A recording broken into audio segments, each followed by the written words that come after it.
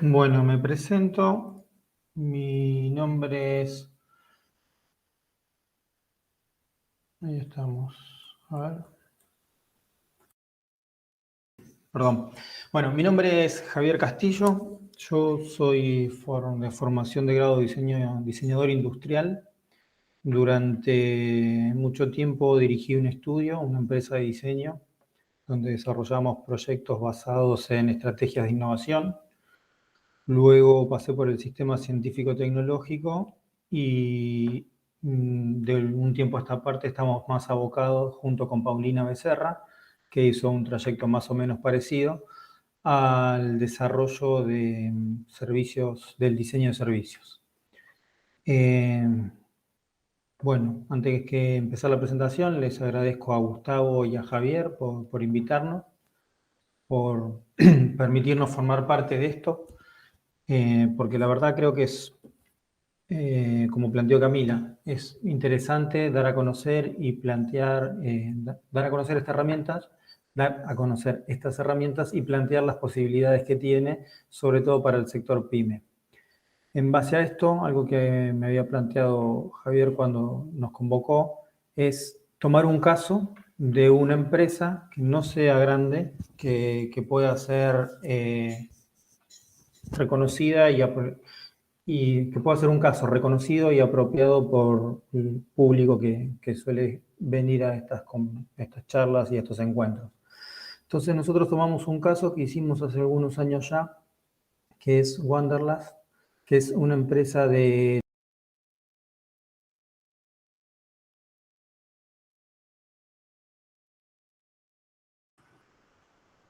Se te desactivó el micrófono, Javi.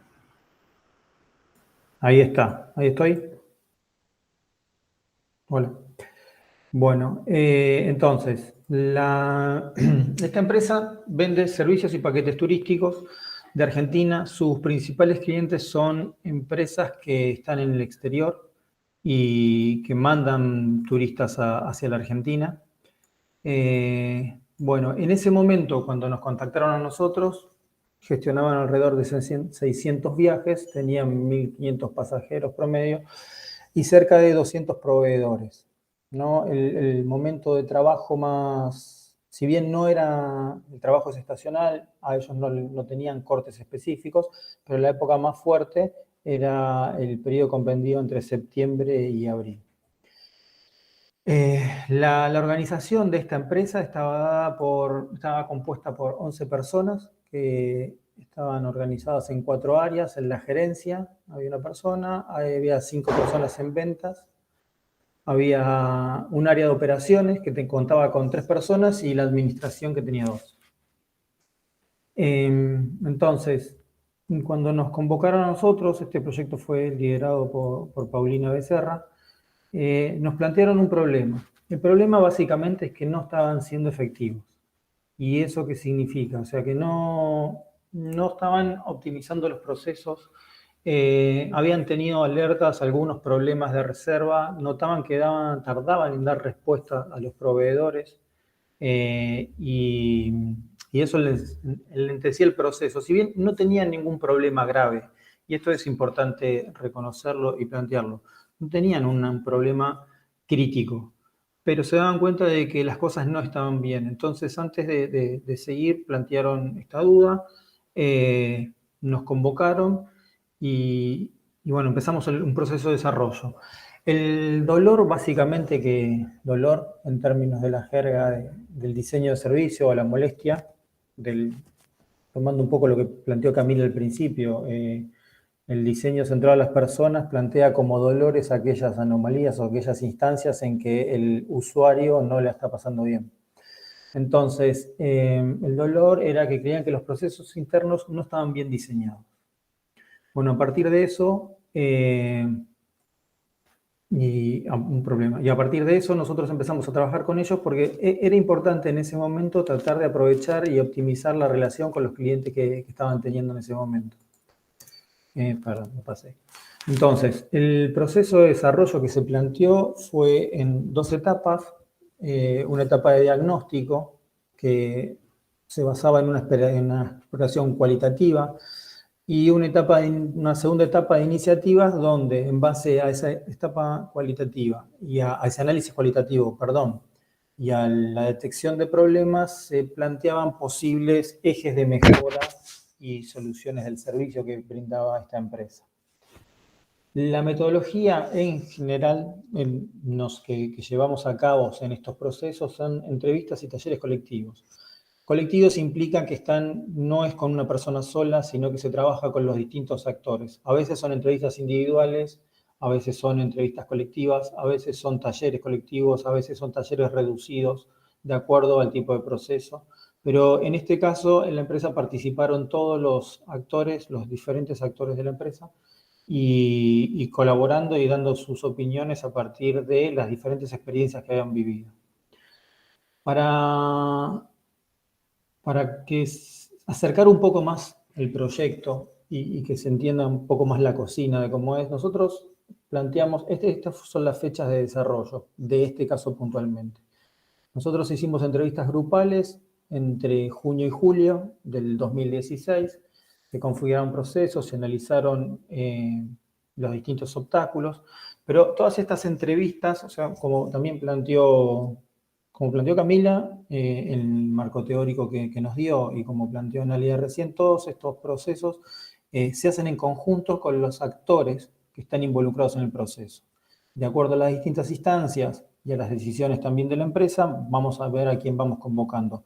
Pero no es bueno dejar afuera a nadie, digamos, todos tienen que estar involucrados en este proceso. En este caso puntual, que era una empresa de servicio, además todos tenían que estar compenetrados y entender cuáles eran los problemas que tenían y tratar de trabajar de manera mancomunada para solucionarlos. No sirve de nada que un área solucione un problema si después el punto de contacto, el touch point, no es bueno, por más que yo fusione, o sea, mejore ciertas prácticas, si después cuando llega el usuario llega de la misma manera, en este punto de contacto que planteaba Camila al principio, no cambia nada. Entonces, es importante que estén todas las áreas involucradas. Entonces, nosotros empezamos con entrevistas grupales, después hubo charlas de co-creación y de definición, talleres conjuntos donde se identificaron los problemas y las causas y las consecuencias que los generaban. A partir de esos problemas se reformulan y se generaron iniciativas. Estos también son fechas de talleres. Y en la última instancia fue la definición de propuestas que se trabajó también en base a todos los resultados que fueron dando las etapas anteriores. Los procesos que se relevaron, ¿no? La primera parte que decíamos en las entrevistas grupales, que queríamos ver los procesos, que fue el disparador y el driver que usó la empresa para darse cuenta de que algo no estaba bien y manifestarlo como un dolor, encontramos que, o sea, relevamos la promoción comercial, cómo se formaba el armado de precios, del manual de precios, que sería básicamente una lista, podríamos hacer un reduccionismo de esa manera, cómo se daban los procesos de venta, las operaciones. El sector de operaciones es el que se encarga de establecer todos los vínculos entre los pasajeros, con los proveedores, con los guías, con los distintos actores que intervienen en la cadena que le va a dar el servicio al turista, en definitiva. Recordemos que los clientes de ellos son empresas europeas que mandan pasajeros, que mandan turistas a la Argentina, y el consumidor final del servicio es el turista. Bueno, ¿cómo era el proceso de cancelación? ¿Cómo eran los procesos de cambio del tránsito? ¿Cómo era la administración, la postventa y el mantenimiento? Cada una de estas actividades fue desglosada y fue analizada con diagramas de flujo. O sea, nosotros, y un poco haciendo hincapié en ese marco teórico que planteó Camila, se toman herramientas de la antropología, se toman herramientas de la sociología, la manera de realizar algunas entrevistas, toman sus modelos de las ciencias sociales, pero también se usan este tipo de diagramas que son conocidos en cualquier industria y que nosotros también los necesitamos para ver cómo es la circulación de la información, cómo son los procesos. Entonces, cada uno de estos procesos fue relevado y fue mapeado de esta manera. Eso nos permitió, a través de las entrevistas y los diagramas, llegar a identificar los problemas en términos generales. Entonces, los agrupamos y vimos problemas en ventas, en operaciones, en la administración y problemas generales. Entonces, no vamos a leer todos los problemas, pero vamos a ver que, por ejemplo, hay poca información online que necesitaban en ese momento para realizar la venta. Los descriptivos de los destinos están desactualizados o están poco actualizados. Bueno, la carga eventual de los tarifarios. Bueno, aspectos relativos a la venta. Se hicieron un listado. Con las operaciones pasaba lo mismo. Hay otro listado de operaciones otro listado de problemas que afectan la manera en que le están dando respuesta a las operaciones. ¿No son graves? No, no eran graves, no eran críticos, no iban a llevar a la empresa a la quiebra ni a la destrucción, pero sí generaban procesos de demora, incomodidades y, en definitiva, pérdida de rentabilidad, pérdida de la efectividad y una experiencia para el turista que no era favorable. Si bien la empresa solucionaba todo esto y a ojos del turista no llegaban, pero era muy desgastante. Problemas con la administración, ¿no? Como la facturación, como la manera en que generaban los archivos, como la manera en que procesaban toda la información. Una venta de un paquete turístico está dada por, primero, qué es lo que se contrata, con qué proveedores se van a articular, de qué manera, las reservas de pasajes de aéreos, la presencia, la reserva de los espacios, las guías, una serie de cosas que representaba todo un ordenamiento de información que era importante tenerla clara y disponible. Y después, por otro lado, surgieron problemas generales que se mapearon de esa manera. A partir de toda esta identificación de problemas, generamos lo que se conoce habitualmente como es un árbol de problemas, que básicamente, y esto es, tomo las palabras de Camila nuevamente, cuando Camila dice que las empresas, los estudios se tienen que apropiar de esas metodologías, el árbol de problemas es una herramienta que funcionó o se desarrolló hace mucho tiempo para el desarrollo de políticas públicas. Y uno lo ve transformado, adaptado, redibujado en distintos manuales de herramientas o toolkits para dar respuesta. Entonces nosotros nos apropiamos también de esa herramienta y la usamos de esta manera. Tomamos todos esos problemas, los reconfiguramos y empezamos a ver y a ordenarlos y ver, por un lado, qué relación tenían entre sí, de manera que se puedan agrupar, y por otro lado, viendo causas y consecuencias que generaban esos problemas. A partir de ahí, o sea, esto lo que se traduce en que representan una imagen del impacto que tiene, tanto en términos estratégicos como operativos, las dificultades que estaban teniendo.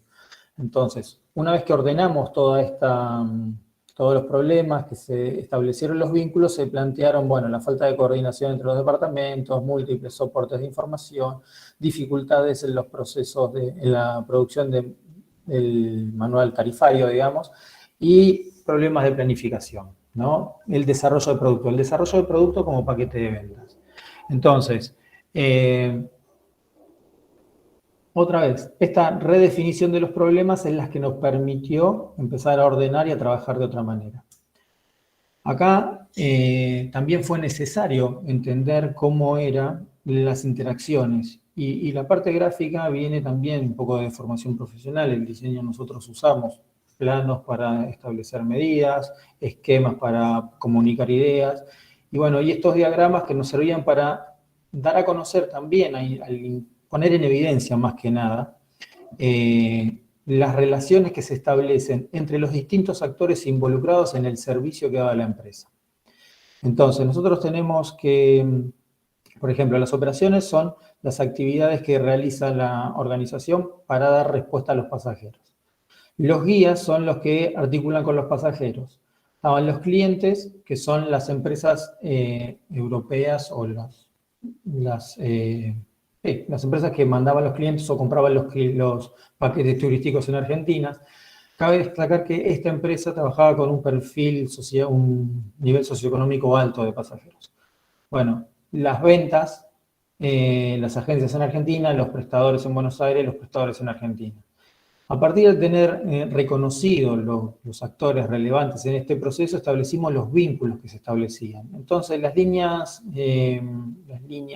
continuas son vínculos directos y las líneas punteadas son vínculos indirectos. Es decir, la empresa no podía hacerse 100% responsable, o sea, perdón, no es que no podía hacerse responsable, tachémoslo. Lo que el servicio que daba la empresa estaba mediado por terceros. Eso quiere decir la línea punteada.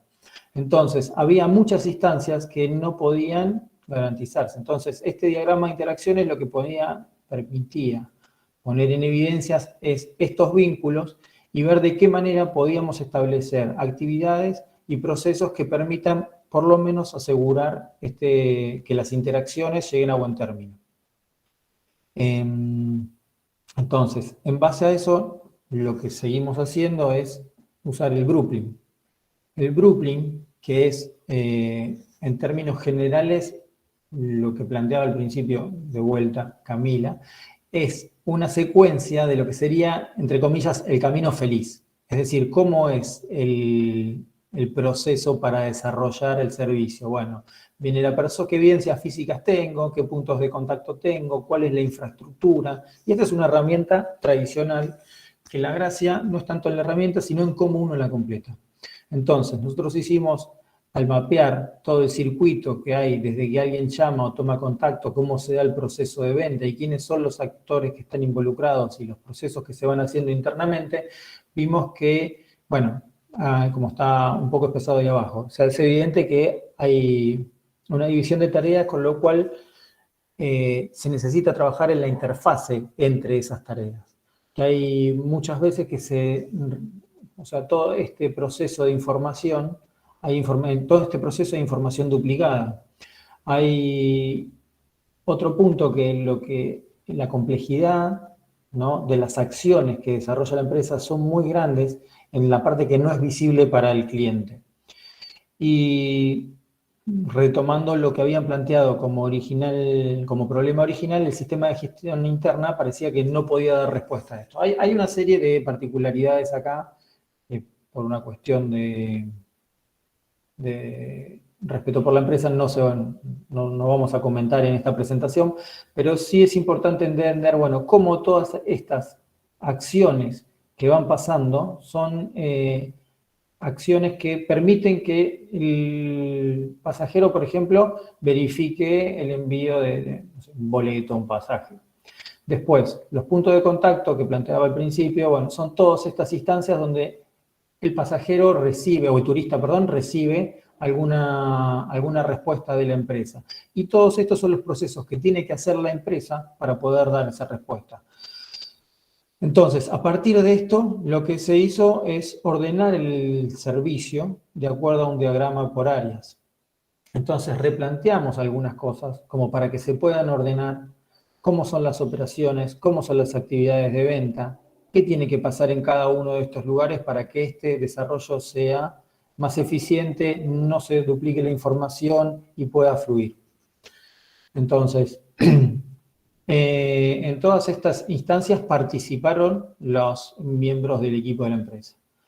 En el segundo punto, y a partir de esto se generaron iniciativas, y estas iniciativas se mapearon en una matriz. Nosotros, en conjunto con la empresa, definimos, bueno, a ver, cuáles son los problemas que tienen, cuáles son las actividades que tienen que realizar, y las redefinimos, teniendo en cuenta una matriz que estaba dividida en 4 cuadrantes, donde teníamos un eje que es estratégico y otro que es operativo. Acciones que afectan internamente a la empresa y acciones que afectan de manera externa o que afectan la visión externa que se tiene de la empresa. Entonces nosotros planteamos que a partir de, si nosotros cruzamos la estrategia con lo externo, estamos orientándonos a los clientes. Si cruzamos la estrategia con las actividades internas, nos estamos enfocando en el crecimiento de la empresa. Si nosotros cruzamos las actividades internas con las actividades operativas, lo que estamos haciendo es aumentando la eficiencia, y si nos concentramos en actividades que tengan una visibilidad externa y que mejoren las las acciones operativas, estábamos mejorando las operaciones, o sea, los operadores. Entonces, a partir de esto, ordenamos, bueno, ¿qué actividades tendríamos que hacer para mejorar el desarrollo de productos? Es decir, a partir de los problemas que fuimos analizando, que relevando a partir de las entrevistas, a partir de ese ordenamiento de los problemas y a partir de reconocer cómo es el circuito de la información y qué actores están involucrados en cada uno y cómo es el proceso y la articulación entre ellos, se plantearon iniciativas que podrían solucionar ese problema. Entonces, esas iniciativas las llevábamos, se trabajaron con los equipos, se plantearon y después se organizaron. Una vez que se organizan esas iniciativas, nosotros las vamos acomodando acá. O sea, esta parte es la que habitualmente cuando se cuenta el diseño de servicios, se pone una foto de servicio, se ponen un montón de post-it escritos y pegados en un pizarrón o en un eje. Bueno, nosotros realizamos eso, esas ideas se ordenaron, o sea, a partir de las iniciativas que desarrollaron los equipos de la empresa, mapeamos eso y las fuimos vinculando de acuerdo a las posibilidades que nos daban. Entonces, definir un calendario, por ejemplo, era una actividad interna operativa, pero tenía implicancias en la estrategia, en la comunicación. Entonces, me daba herramientas para comunicar. Qué oferta iba a tener, en qué momento y de qué tipo. Esto mismo se desarrolló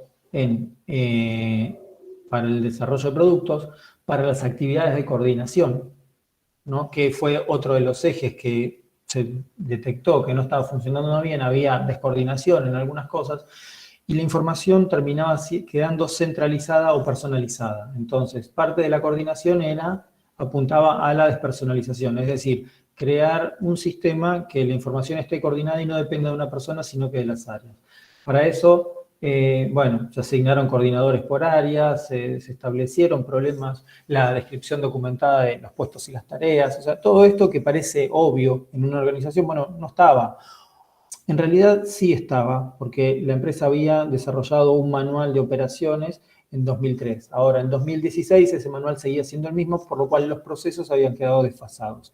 Y eso también es un punto que hay que reconocer y hay que involucrar. Entonces, se mejoran las actividades de coordinación, se plantearon alternativas para mejorar la coordinación, se plantearon alternativas para gestionar el manual tarifario, digamos, de la manera en que se iban a poner, la manera que se iban a procesar, qué actores necesitaban y cómo esta gestión del manual impactaba en estas 4 áreas. Entonces, las decisiones que se tomaban tenían reflejo en distintos ejes que podían potenciar a la empresa y posicionarla de una manera diferente. Por el último, el manejo del file o de la cantidad de información y toda la documentación necesaria para que esto se produjera también se ordenó, se sistematizó y se establecieron jerarquías. O sea, bueno, había que desarrollar una intranet, por ejemplo. Fue algo que daba mejor prestación a los clientes, pero mientras tanto también había que digitalizar el soporte. De qué manera nosotros íbamos a trabajar, la empresa iba a trabajar con lo que tenía. A partir de todas estas iniciativas se plantearon ejes de trabajo. Los ejes de trabajo se establecieron en acciones inmediatas, acciones de mediano plazo y sugerencias. Entonces, todas esas iniciativas se fueron jerarquizando de acuerdo a las posibilidades, tiempos, presupuestos, infraestructura o necesidades que tenía la empresa. Entonces, se volvieron a tomar los ejes sobre los que estábamos trabajando, coordinación, desarrollo de productos, gestión del manual y manejo de la información. Entonces, se establecieron acciones inmediatas en cada uno de estos. Yo marqué algunas para destacar, no las marcó la empresa, pero ellos después fueron implementando diferentes situaciones o diferentes iniciativas para mejorar y cambiar el servicio. Entonces, en este punto, por ejemplo, había cosas que eran inmediatas. Bueno, un ordenamiento, organizar la comunicación de los productos. Eso se dieron cuenta que lo tenían desordenado y era fácil de mejorar o por lo menos mejorarlo en una primera instancia. Después iba a mediano plazo a mejorarse otra vez el producto y después, digamos, como una acción final, se iba a seguir profundizando en esa iniciativa.